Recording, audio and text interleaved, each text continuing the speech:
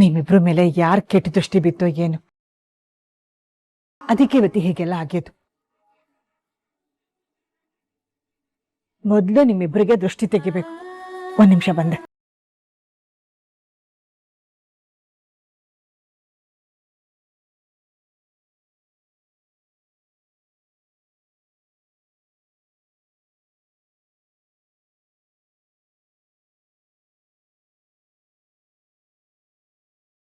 ಏನಕ್ಕ ಇದು? ದಿನದಿಂದ ದಿನಕ್ಕೆ ಈ ಮನೆಯಲ್ಲಿ ಆ ಪ್ರೇಮ ತನ್ನ ಜಾಗನ ಭದ್ರ ಮಾಡ್ಕೋತಿದ್ದಾಳೆ ಅನ್ನಿಸ್ತಾ ಇದೆ. ಎಲ್ರಿಗೂ ಅವಳ ಮೇಲೆ ಇರೋ ಗೌರವ ಜಾಸ್ತಿ ಆಗ್ತಿದೆ. ಒಂಚೂರು ಜಾಗ ಬಿಡು. ಇಬ್ರು ನಿಂತ್ಕೊಳ್ಳಿ. ಹತ್ರ ನಿಂತ್ಕೊ.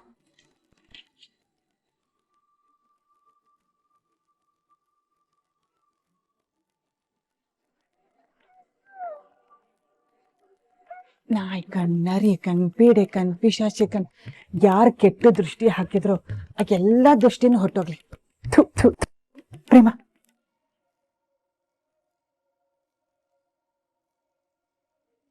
ಎಷ್ಟು ದೃಷ್ಟಿ ಆಗಿದೆ.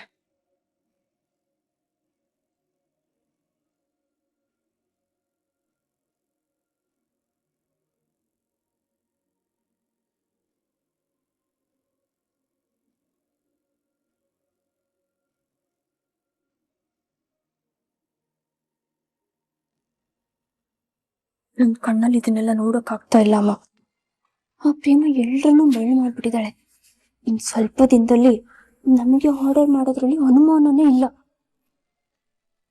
ಇವತ್ತೇಳು ನನ್ ಮಗನ್ನ ಕಾಪಾಡಿ ತಾನ್ ಸತ್ತೋಗಿದ್ರೆ ಎಷ್ಟು ಚೆನ್ನಾಗಿರ್ತಿತ್ತು. ಏನಮ್ಮ ನೋಡ್ಕೊಂಡು ಸುಮ್ಮನೆ ನಿಂತಿದ್ಯಾ? ಆ ದೊಡ್ಡಮ್ಮ ಅಣ್ಣನ್ ದೃಷ್ಟಿ ತೆಗ್ದ ಹಾಗೆ ನೀನು ಏನಾದ್ರೂ ಮಾಡಿ ಅಣ್ಣಂಗ್ ಹಾರೈಕೆ ಮಾಡು. ಹೌದಲ್ವಾ ರಾಮ್? ಬಾರೋ, ಸುಟ್ಗಾಯಗಳಿಗೆ ಮುಲಾಮಿಸ್ತೀನಿ, ತಣ್ಣಗಾಗತ್ತೆ. ಪರವಾಗಿಲ್ಲ ಅಮ್ಮ, ಈಗೇನು ಅಷ್ಟೊಂದು ಉರಿ ಇಲ್ಲ. ಹಾಕೋ ಮಗ್ನೆ, ಈಗ ನಮ್ಮ ತನ್ನ ಕೈಯಾರೆ ಗಾಯಗಳಿಗೆ ಮುಲಾಮ್ ಹಚ್ಚಿದ್ರೆ ಬೇಗ ಕಾಯಂ ಆಗತ್ತೆ ಕಣೋ. ಹಾರೋ ಬಾ. ಲೈ, ಅವನು ಬೇಡ ಅಂತಿದ್ದೆ ಅಂತಾನೆ ಮತ್ತೆ ಯಾಕೆ ಬಲವಂತ ಮಾಡ್ತಾ ಇದೀಯಾ? ಅವನಿಗೆ ಆಗ್ಬೇಕಾಗಿರೋ ಟ್ರೀಟ್ಮೆಂಟ್ ಎಲ್ಲ ಆಗಿದೆ.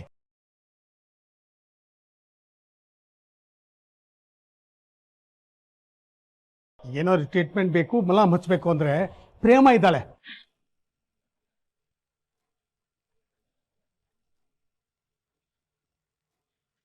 ಈಗ ಅವನಿಗೆ ಪ್ರೇಮ ಹೊರತು ಬೇರೆ ಯಾರ ಅವಶ್ಯಕತೆನೂ ಇಲ್ಲ.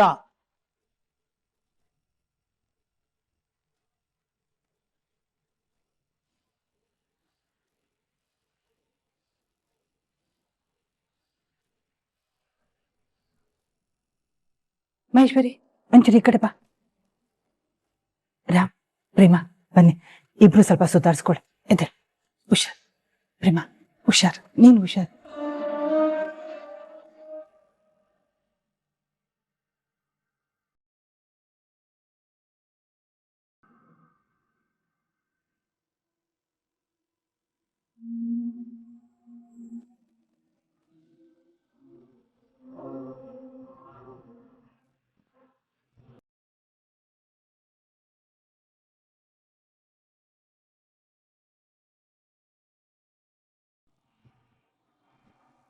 ನಿಂತ್ಕೊಳ್ರಿ.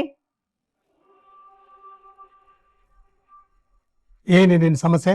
ನೀವೇ ರೀ, ನನ್ ಗಂಡ ಆಗಿರೋ ನೀವೇ ನನಗ್ ಸಮಸ್ಯೆ.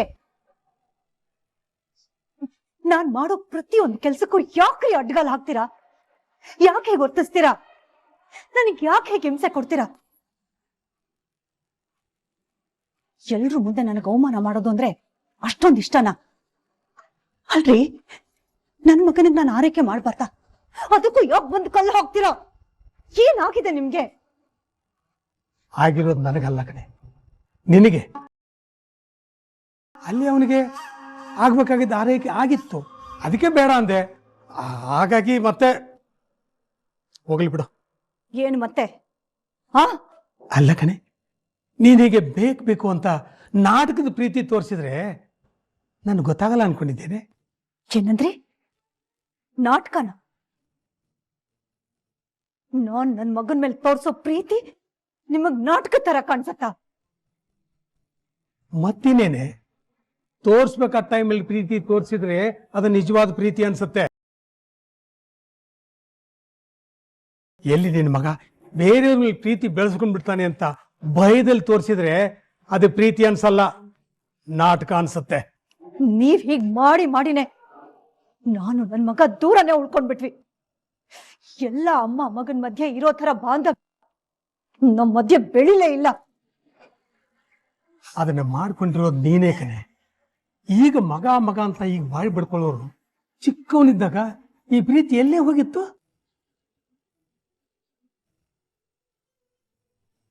ಎಲ್ಲ ಬೇಜವಾಬ್ದಾರಿಯಿಂದ ಇದ್ದೆ.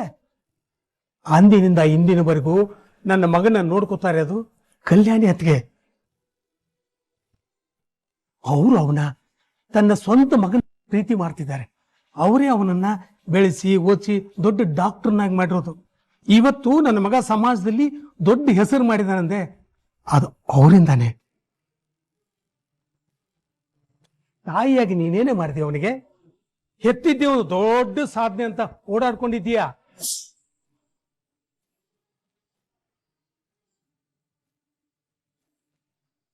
ಯಾಕ್ರಿ, ಯಾಕೆ ಹೀಗೆಲ್ಲ ಹೇಳ್ತಿದ್ದೀರಾ? ಅಲ್ಲ, ನನ್ ಬೇಜಾರು ಮಾಡ್ಕೋಬೇಡ ಮಹೇಶ್ವರಿ.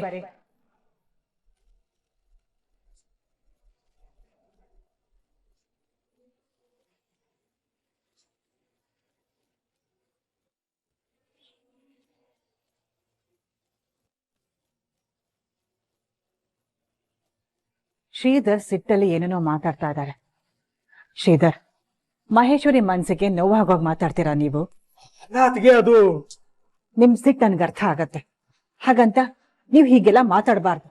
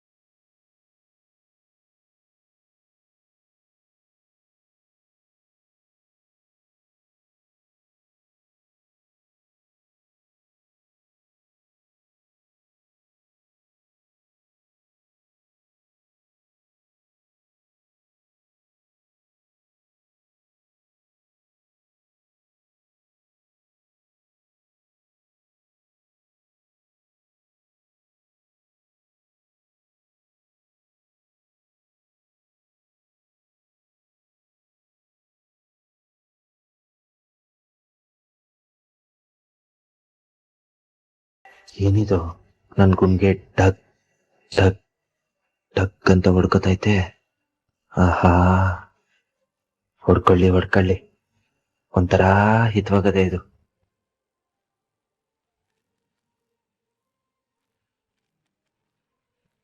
ಎಷ್ಟೇ ಆದ್ರೂ ರಾಮ್ನ ಹೆತ್ತಿರೋದು ಮಹೇಶ್ವರಿ. ಮಹೇಶ್ವರಿಗೆ ರಾಮ್ ಮೇಲೆ ಜಾಸ್ತಿ ಹಕ್ಕಿರತ್ತೆ, ಜಾಸ್ತಿ ಪ್ರೀತಿನೂ ಇರುತ್ತೆ.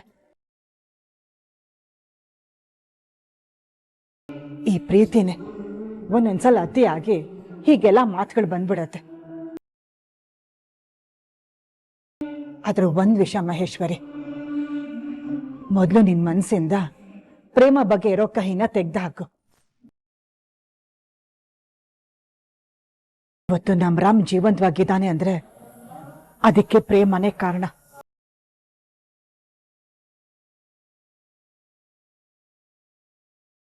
ಇದು ಮಹೇಶ್ವರಿ, ನಾವೇ ನಮ್ ಕಣ್ಣಾರೆ ನೋಡಿದ್ದೀವಿ.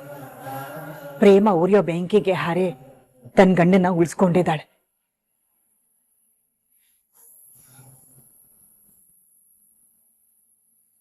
ಈ ಸಮಾಜದಲ್ಲಿ ಬರೀ ಸ್ವಾರ್ಥಿಗಳೇ ತುಂಬಿಕೊಂಡಿದ್ದಾರೆ. ಅಂಥದ್ರಲ್ಲಿ ತನ್ನ ಗಂಡನ್ಗೋಸ್ಕರ ತನ್ನ ಪ್ರಾಣನೇ ತ್ಯಾಗ ಮಾಡೋ ಅಂತ ಸೊಸೆ ನಮಗ್ ಸಿಕ್ಕಿದಾಳೆ. ಇಂಥ ಸೊಸೆ ನಮಗ್ ಸಿಕ್ಕಿರೋದು ನಿಜವಾಗ್ಲೂ ನಾವು ಮಾಡಿರೋ ಪುಣ್ಯನೇ.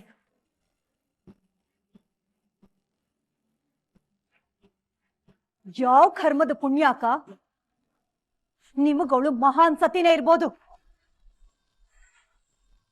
ಆದ್ರೆ ನನಗವಳು ಮಾಡೋ ಪ್ರತಿ ಒಂದು ಕೆಲ್ಸಗಳು ನನ್ ಮಗನ್ ವಶ ಮಾಡ್ಕೊಳ್ಳೋದಕ್ಕೆ ಆಡೋ ನಾಟಕ ಅನ್ಸತ್ತೆ. ಅವ್ಳು ಮಾಡೋದೆಲ್ಲ ಬರೀ ನಾಟಕನೇ. ನೀವ್ ಹೇಳ್ದಾಗೆ ನಿಜವಾಗ್ಲೂ ಅವಳು ನಿಸ್ವಾರ್ಥಿನೇ ಆಗಿದ್ರೆ ನನ್ನ ಮಗ ಪ್ರೀತಿಸಿದ ಹುಡುಗಿನ ಮದ್ವೆ ಆಗೋದಕ್ಕೆ ಅವಳು ಬಿಡ್ತಾ ಇದ್ಲು. ಸುಳ್ಳು ಕತೆಗಳನ್ನ ಕಟ್ಟಿ ತಾಳಿ ಕಟ್ಟಿಸ್ಕೊತಾ ಇರ್ಲಿಲ್ಲ.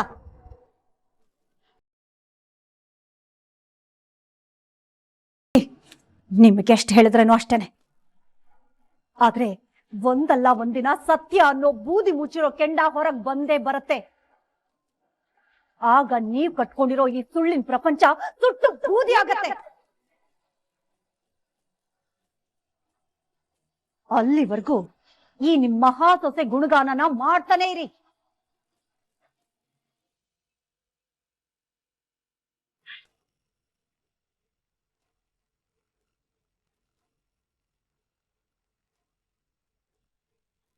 ನೋಡಿದ್ರ ಆತಗೆ ಸತ್ಯ ಹೇಳಿದ್ರೆ ಯಾವಕ್ಕೂ ಇಷ್ಟ ಆಗಲ್ಲ.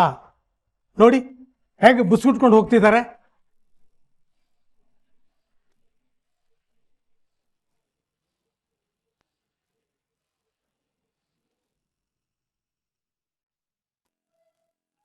ದೇವ್ರೇ, ಆ ಹಲ್ಲಿಗೆ ಪುಣ್ಯ ಬರ್ಲಪ್ಪ. ಅದಕ್ಕೆ ಆಯಸ್ಸು ಆರೋಗ್ಯ ಎಲ್ಲನೂ ಕೊಟ್ಟು 100 ಕಾಲ ಸಂದಾಗಿಟ್ಟಿರು. ದೀರ್ಘಾಯುಷ್ಮಾನ್ ಭವ.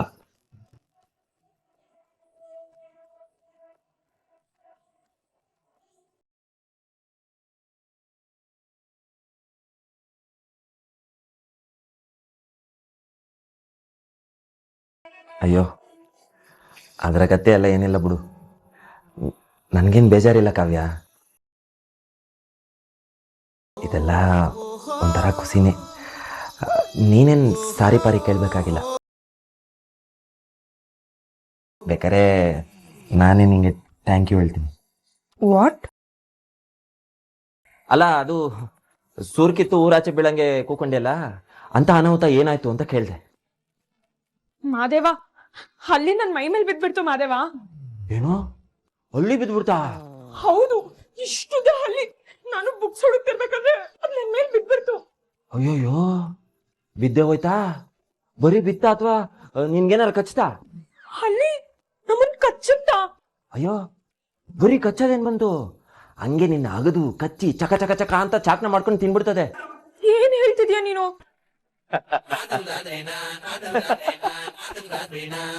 ಯಾಕೆ ನಗ್ತಿದ್ಯಾ? ಮತ್ತಿನ್ನೇನು, ಯಕಶ್ಚಿತ್ ಒಂದು ಹಲ್ಲಿಗೆ ನೀನೇನಾರ ಹೊಸಿ ಜೋರಾಗಿ ನಗಾಡ್ಬಿಟ್ರೆ ಗೋಡೆಯಿಂದ ಹಂಗೆ ಪಟ್ ಅಂತ ಕೆಳಗ್ ಬೀಳೋ ಪಾಪದ ಪ್ರಾಣಿ ಹಲ್ಲಿಗೆ ಲಚ್ ಕೊಡೋದು ಬಿಟ್ರೆ ಇನ್ಯಾರಿಗೂ ಏನು ತೊಂದರೆನೇ ಮಾಡದೇ ಇರೋಂಥ ಸಂಭಾವಿತ ಜೀವಿ ಹಲ್ಲಿಗೆ ಈಟೊಂದು ಎದುರ್ಕೊಳ್ಳೋದ? ಅದು ನೀನು ಅಲ್ಲಲ್ಲೇ ಕಾವ್ಯ, ಇದು ಪರಮಾಶ್ಚರ್ಯ. ನೀನು ಬಾಯಲ್ಲಿ ಇಡೀ ಭೂಮಂಡಲನೇ ಅಲ್ಲಾಡ್ಸೋ ಈ ಕಾಡ್ ರಾಕ್ಷಸಿಗೆ ಆಟ ಒಂದು ಎದರಿಕೆ ಹುಟ್ಸೈತೆ ಅಂದ್ರೆ ಅಲ್ಲಿಗೆ ನಿಜವಾಗ್ಲೂ ಏನೋ ವಿಶೇಷವಾದ ಶಕ್ತಿನೇ ಇರಬೇಕು. ನನ್ನನ್ನ ಕಿಂಡಲ್ ಮಾಡೋ ಚಾನ್ಸ್ ಸಿಕ್ಕಿದ್ರೆ ಕಾಯ್ತಾ ಇರ್ತೀಯ ಅಲ್ವಾ ನೀನು? ನೋಡು, ನೀನ್ ಏನಂದ್ರೂ ಪರವಾಗಿಲ್ಲ, ಎಷ್ಟೇ ರೇಗ್ಸಿದ್ರು ಪರವಾಗಿಲ್ಲ, ನನ್ಗೆ ಹಲ್ಲಿ ಅಂದ್ರೆ ಭಯ. ನೀನ್ ಏನ್ ಮಾಡ್ತೀಯೋ ಗೊತ್ತಿಲ್ಲ. ನಾನಿರೋ ಕಡೆ ಹಲ್ಲಿ ಇರಬಾರ್ದು ಅಷ್ಟೇ. ಆಯ್ತು ಬಿಡು, ಏನಾರ ಒಂದ್ ವ್ಯವಸ್ಥೆ ಮಾಡಿ ಈ ರೂಮಲ್ಲಿ ಹಲ್ಲಿಗಳ ಸಂತತಿನೇ ಇರಬಾರ್ದು, ಹಂಗ ಮಾಡ್ತೀನಿ. ಅಲ್ಲಿ ಅಲ್ಲಿ, ಅಲ್ಲಿ, ಇಲ್ಲಿ ಒಂದೈತೆ, ಅಲ್ಲಿ ಅಲ್ಲಿ, ಅಯ್ಯ ಅಲ್ಲೊಂದು.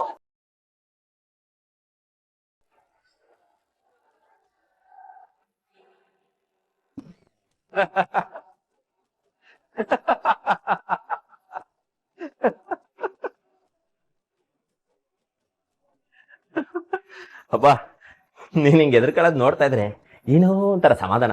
ನಿನ್ ಸಮಾಧಾನಕ್ಕೆ ಒಂದಿಷ್ಟು ಬೆಂಕಿ ಹಾಕ, ನನ್ನ ಓಡಾಡ್ಸಿ ಮಜಾ ತಗೋತ್ಯಾ. ನೋಡು, ನೀನ್ ಯಾವ ವಿಷಯದಲ್ಲಿ ಬೇಕಾದ್ರೂ ತಮಾಷೆ ಮಾಡು, ಆದ್ರೆ ಹಲ್ಲಿ ವಿಷಯದಲ್ಲಿ ಮಾಡ್ಬೇಡ. ಆಯ್ತು ಆಯ್ತು ಆಯ್ತು ಬಿಡು. ಅಲ್ಲ, ನೀನ್ ನೋಡಿದ್ರೆ ಹಿಂಗೆ, ನಿಮ್ಮ ಅಕ್ಕ ನೋಡಿದ್ರೆ ಹಂಗೆ, ನೀವಿಬ್ರು ಹೆಂಗ್ ಅಕ್ಕ ತಂಗಿ ಆಗ್ಬಿಟ್ರಿ ಅಂತ. ಏನು ಹಂಗೆ ಹಿಂಗೆ ಅಂತಿದ್ಯಾ? ಮತ್ತಿನ್ನೇನು, ನೀನ್ ನೋಡಿದ್ರೆ ಹಲ್ಲಿ ನೋಡಿದ್ರೆ ಎದುರ್ಕತ್ಯ, ಪಟಾಕಿ ಸದ್ದಿಗೆ ಬೆಚ್ಚ ಬೀಳ್ತೀಯ. ಮೊನ್ನೆ ಕಾಡಾಗ ನೋಡಿದ್ರೆ ಆವ್ ನೋಡ್ದೆ ಅನ್ಬಿಟ್ಟು ಎದ್ನೋ ಬಿದ್ದೋ ಅಂತ ಓಡಾಬಿಟ್ಟಿದ್ಯಾ. ಇನ್ ನಿಮ್ಮಕ್ಕ ನೋಡಿದ್ರೆ ಬೆಂಕಿ ಹತ್ಕೊಂಡು ಉರಿತಾ ಇದ್ದಿದ್ ಕಾರೊಳಿಕ್ ಹೋಗಿ ನನ್ನ ತಮ್ಮನ್ ಪಿರಾಣನೇ ಕಾಪಾಡ್ಬಿಟ್ರು. ನಿಜವಾಗ್ಲೂ ಶಾನೆ ಧೈರ್ಯವಂತೆ ಅವರು. ಅವ್ರಿಲ್ಲ ಅಂದಿದ್ರೆ ಇವತ್ ನನ್ನ ತಮ್ಮನ್ ಪ್ರಾಣ ಉಳಿತಾನೆ ಇರ್ಲಿಲ್ಲ.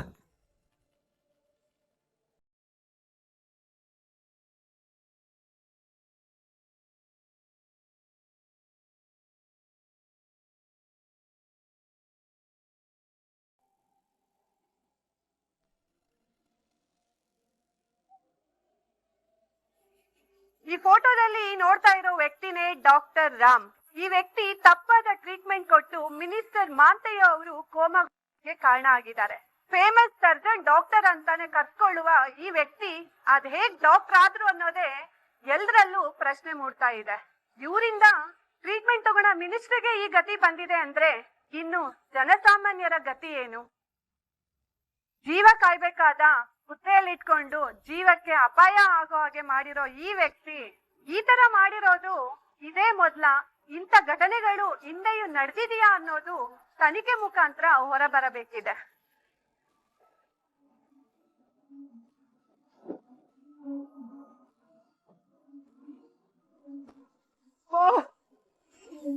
ಅಯ್ಯೋ ರಾಮ್, ಏನಾಯ್ತು? ಅಯ್ಯೋ, ಇದೇನಿದ್ ರಕ್ತ ಬರ್ತಿದೆ. ನಾನ್ ನೋಡೇ ಇಲ್ವಲ್ಲ ರಾಮ್. ಇರೋ, ಮೊದ್ಲು ಮುಲ ಮುಚ್ತೀನಿ.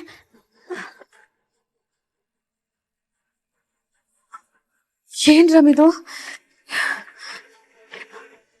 ಇಲ್ಲಿ ನೋಡ್ತಾ ಇದ್ಯಾ?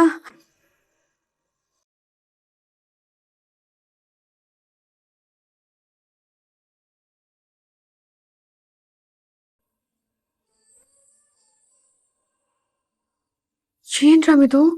ಎಷ್ಟೊಂದು ರಕ್ತ ಬರ್ತದೆ.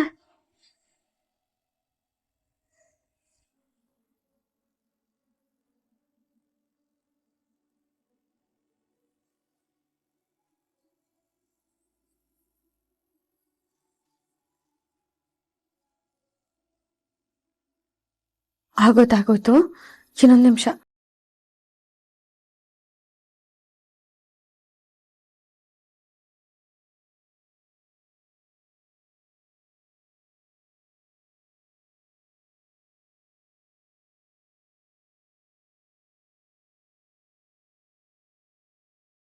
ನೋವಾಗ್ತಿದ್ಯಾ ರಾಮ್? ಇನ್ನು ಮೆತ್ತಗೆ ಹಚ್ಲಾ?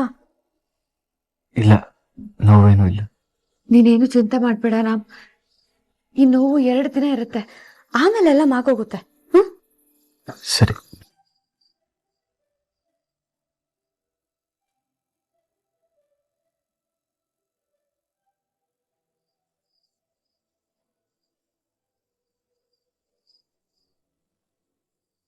ಇದೇನು ರಾಮ್, ಕುತ್ತಿಗೆಗೂ ಗಾಯ ಆಗಿದೆ. ಹೇಳ್ಬೇಕಲ್ವಾ ನೀನು? ನಾನು ನೋಡೇ ಇಲ್ಲ. ಇರು, ಅಲ್ಲೂ ಮುಲಾಮ್ ಹಚ್ತೀನಿ. ಪರವಾಗಿಲ್ಲ ಪ್ರೇಮ, ನಾನು ಹೆಚ್ಕೊಳ್ತೀನಿ, ಕೊಡು. ಕುತ್ತಿಗೆಗೆ ಹೇಗೆ ಹಚ್ಕೋತೀಯ ರಾಮ್?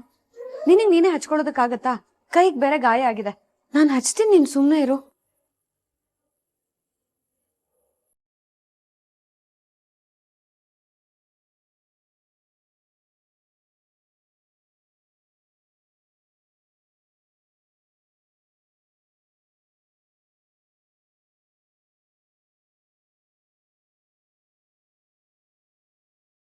ಎಂತ ದಡ್ಡಿ ನಾನು, ಇದನ್ ಯಾವ್ದೂ ಗಮನಿಸ್ಲೇ ಇಲ್ಲ.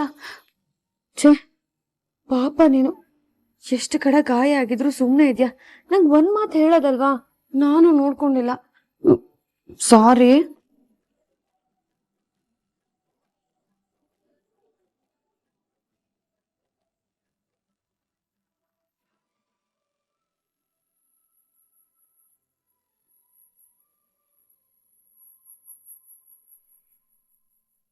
ಹೌದು, ಇವತ್ತು ರಾಮ್ ಜೀವಂತವಾಗಿ ಉಳಿಯೋದಕ್ಕೆ ನಮ್ಮ ಅಕ್ಕನೇ ಕಾರಣ. But Ram doesn't deserve this. ನಮ್ಮ ಅಕ್ಕನ ಕಿಡ್ನಾಪ್ ಮಾಡಿ ತಾಳಿ ಕಟ್ಟಿ ಈಗ ಏನು ಆಗೇ ಇಲ್ಲ ಅನ್ನೋ ರೀತಿ ಇದ್ದಾರೆ. ಇಂಥವ್ರಿಗೋಸ್ಕರ ನಮ್ಮ ಅಕ್ಕ ತನ್ನ ಪ್ರಾಣನ ಪಣಕ್ಕಿಡ್ಬೇಕಿತ್ತ ಅಂತ ಅನ್ಸುತ್ತೆ. ರಾಮ್ ಮಾಡಿರೋದು ಅಷ್ಟು ಬೇಗ ಮರ್ತೋಗುವಂತ ತಪ್ಪಲ್ಲ, ತುಂಬಾ ದೊಡ್ಡ ತಪ್ಪು. ಅದು ಅಲ್ಲದೆ ಇನ್ನು ನಮ್ಮ ಅಕ್ಕನ ಅವ್ರ ಹೆಂಡತಿ ಅಂತ ಅವ್ರು ಇನ್ನೂ ಸ್ವೀಕರಿಸಿ. ಆಗಿದ್ದೆಲ್ಲ ಒಳ್ಳೇದಕ್ಕೆ, ಈಗ ಆಯ್ತಿರೋದು ಒಳ್ಳೇದಕ್ಕೆ, ಮುಂದೆ ಆಗೋದು ಒಳ್ಳೇದಕ್ಕೆ ಅಂತ ಆ ಶ್ರೀಕೃಷ್ಣ ಪರಮಾತ್ಮನೇ ಹೇಳೋನೆ. ನನಗೆ ನಂಬಿಕೆ ಅದೇ, ಅವರಿಬ್ರು ನಡುವೆ ಎಲ್ಲನೂ ಸರಿ ಹೋಯ್ತದೆ. ಅವರಿಬ್ರು ಒಬ್ರನ್ನೊಬ್ರನ್ನ ಸಂಸ್ಕತಾರೆ. ನಮ್ ರಾಮು ಪ್ರೇಮ ಅವ್ರನ್ನ ಮನ್ಸ ಹೆಂಡತಿ ಅಂತ ಸ್ವೀಕಾರನೂ ಮಾಡ್ತಾನೆ. ಅಷ್ಟೇ ಅಲ್ಲ ಕಣಮ್ಮಿ, ನೀನು ಈ ಬಹದ್ದೂರ್ ಗಂಡು ಮಾದೇವನ್ನ ಗಂಡ ಅಂತ ಒಪ್ಕತ್ಯ. ಓಯ್, ಏನು ಕಣ್ಣಲ್ಲೇ ಆ ಪಾಟಿ ಚುಚ್ಚೋ ತರ ಗುರಾಯಿಸ್ತಾ ಇದೆಯಾ? ನಾನೇನಾದ್ರು ತಪ್ಪು ಹೇಳಿದ್ರು? ನಾನಿನ್ನ ಈ ಜನ್ಮದಲ್ಲಿ ಗಂಡ ಅಂತ ಒಪ್ಕೊಳ್ಳೋದಿಲ್ಲ ಅಂತ ಗೊತ್ತಿದ್ದು ಮೂರ್ಖಂತರ ಆಡ್ಬೇಡ ನೀನು.